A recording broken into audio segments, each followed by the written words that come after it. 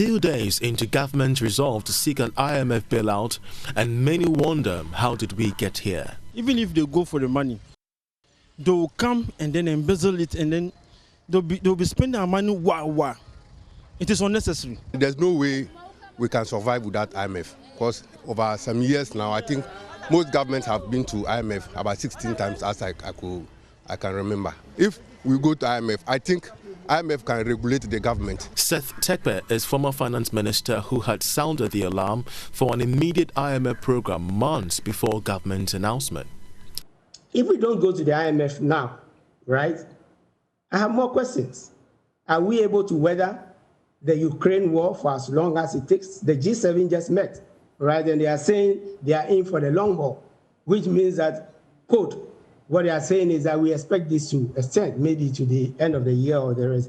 Are we able, to weather with our current condition, the inflationary things, the adjustments which the global central banks are doing, and now we are doing syndicated loans. Even if we were in the markets ordinarily, we would be borrowing at rates that now account, which are going to be higher because of the global interest rate. So I'm saying that's another factor we need to consider, right? Given our current situation, are we able to, to harbor this? If crude oil prices continue to grow, if grains don't come, for wheat to go to, our two major wheat producers, bread and the rest. Those are the factors we should be talking about when we talk, about this. But I'm saying that where is the pride?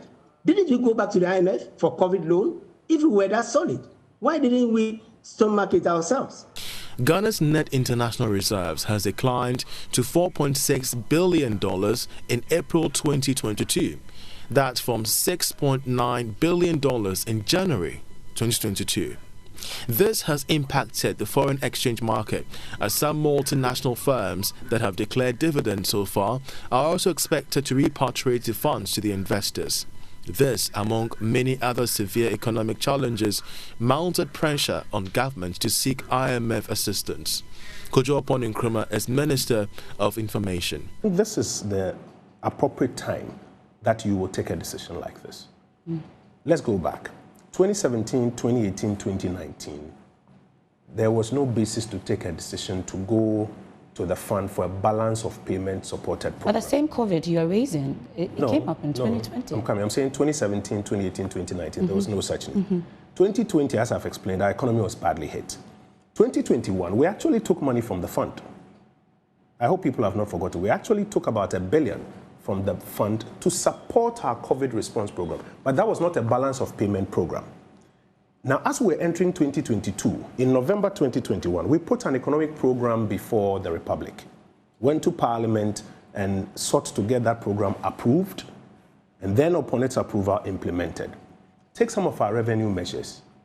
Where ordinarily you would expect revenue measures to pass, let's say in November, December, so that by the 1st of January, implementation starts, and then you can build the revenues and the buffers that you are looking to deal with, for example, my brother's national service allowance, or the cost of living allowance as my colleagues are asking for. In all of this, Ghanaians are concerned about the impact of any conditionality on their cost and standard of living. When they came, they didn't suffer. So as they saw the money, they were just spending the money left and right. I've been expecting this from this very government quite long ago. Ever since we realized the economy was going down, we were expecting this. But I didn't know why the present government was talking about e-levy.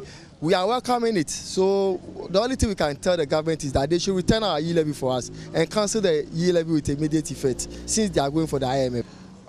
Well, I think in many ways it's good, but per their own manifesto and per their own utterances, they let us know that we are capable of managing our own affairs, and we are much we have the strength to do our own things. But right now, going back to IMF seems like we are now weak to the extent that we can't even do do things which will benefit us anymore, unless we call for foreign aid before they can come and support us. That means we are still like incompetent, as they use the same word to the previous president. Ghana's umbrella business community, the Chamber of Commerce and Industry, though agrees with the intent for an IMF bailout,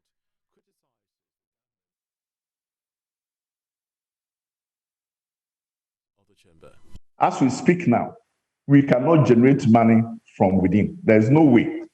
And you can just check from the way the e-levy went on. As we speak now, we're getting about 10% of the total revenue that they were expecting the country to get. The 90 is not coming from within. And so there's no alternative than to seek the redress of the IMF. But what I want to say is that when we are able to get their support, we have to look within and see where we can still make some gains. Honestly, businesses are hurting and everybody is complaining. Now we can see that inflation has moved up high. We also see that the prime rate has also moved up to 9. Exchange rate keeps on being above 8 point something. If you allow the economy to go as it is, I'm afraid businesses cannot be sustained. We need foreign currency to import. We need good interest rate to borrow money to expand our business and create jobs. In the absence of we not getting that money, and the government is also borrowing alongside with us to crowd out the private markets, then what we foresee, if we don't go for the bailout, will be very difficult. And I think that let's go in for the bailout and see what we can do within to support what it is. If that is done, it will bring the confidence back into the economy. Yes, seeking IMF assistance will bolster investor confidence, but the Association of Ghana Industries AGI wants the government to put forward a decisive homegrown policy ahead of negotiations with staff of the fund. In recent months, we could all tell that, things have not been that smooth. We've had the cedi depreciating at a fast rate, oil prices are going up, cost of freight is so high. Policy rate has been increased all the way to 19%. Interest rate is, so high. So definitely there is instability in the macroeconomic environment, and therefore every effort to bring it back and bring that stability is critical. We are not happy that we've gotten to this point, but I think we've gotten to a stage where we don't seem to have much choices. If you want to bring stability and you are borrowing at such a high interest cost, then it's very difficult to bring that stability that you need. And therefore, some injection from elsewhere may be necessary. Unfortunately, because we borrow so much, our interest cost is high, and we are virtually getting to the stage where borrowing is becoming difficult. So intervention from IMF then becomes necessary. So at this particular moment, I don't think that we have a choice. So AGR supports the idea of we going for IMF intervention and bringing stability into the system. Whatever happens at the negotiating table for the 17th bailout program, Ghana's trading community is nervous about conditionalities that could disrupt public spending. Dr. Joseph Owusu is president of GUTA. The IMF is also a service under which the government can also have some respite. In that, when they apply the strict measures for us to be disciplined and all that, then of course a government will be exonerated.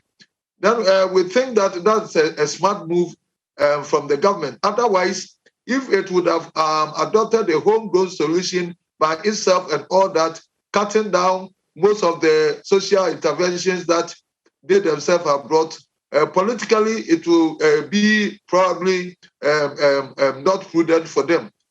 And so if IMF will come in and make sure that what we are insisting, that we ensure that there's discipline in our expenditure, make sure that we do not spend on frivolities and all that, and that they also put better money on the table. As we are speaking, I don't know what they are bringing to bear, and then the restrictions that they are adding up. And so we still wait for details to emerge, and then we can still make contribution to whatever it is. Some economists are not very optimistic about Ghana's prospects ahead of the IMF engagement. An associate professor at the Institute of Statistical, Social and Economic Research, Charles Gafford Acker, describes the intervention as short-term, which will leave the country back in the same situation. If they are now trying to go back to IMF for $2 billion US, I am saying that the central bank can finance about $1 trillion US. Okay. And depending on how it is spent, it should not cause us inflation. That can fix our roads, create the industries, employ the youth on the street. It should not be IMF be the solution. They will not give us anything that can change Ghana in 10 years. Okay. So I believe that our problem is the central bank. And the IMF is saying that the central bank is zero financing. Why should it be zero financing? What is the role of the central bank? The cedi is a public good. We don't go and get a cedi from China. The cedi is printed by government. IMF officials begin negotiations with government to work out a package to support Ghana's economy. Government continues to be hard-pressed with options of easing economic hardships and stimulating public spending. I'm Charles Tetteh for Joy Business.